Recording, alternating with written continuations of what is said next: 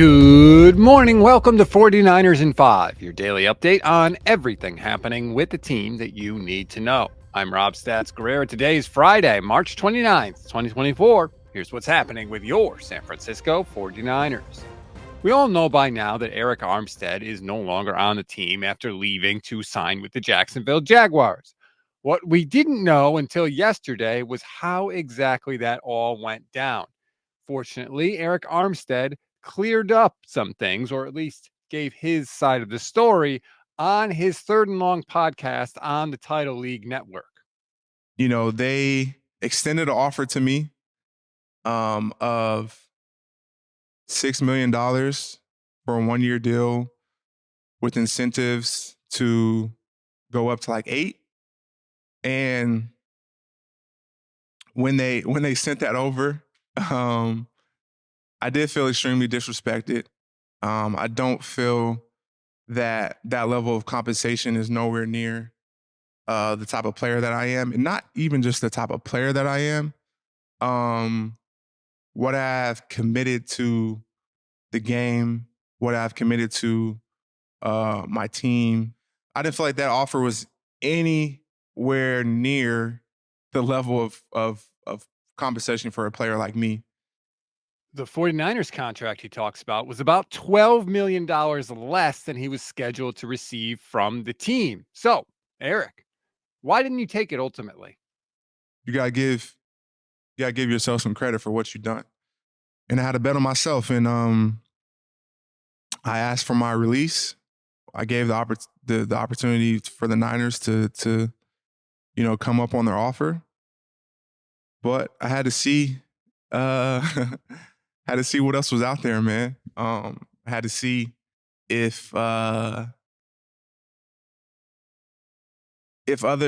teams thought I was the player that I know I am, and valued that.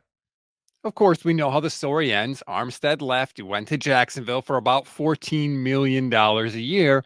Good for him. Now, keep in mind, this is Armstead's side of the story. We don't know necessarily if the 49ers made a counteroffer after that initial offer. Armstead did say he gave the team an opportunity to up their offer. We don't know if they did or not. It's only one side, but nice to get a little more information exactly how he was approached, how he responded, what went through his mind. All that stuff is very interesting. And he did say he has no animosity toward Jed York or Kyle Shanahan or the 49ers organization.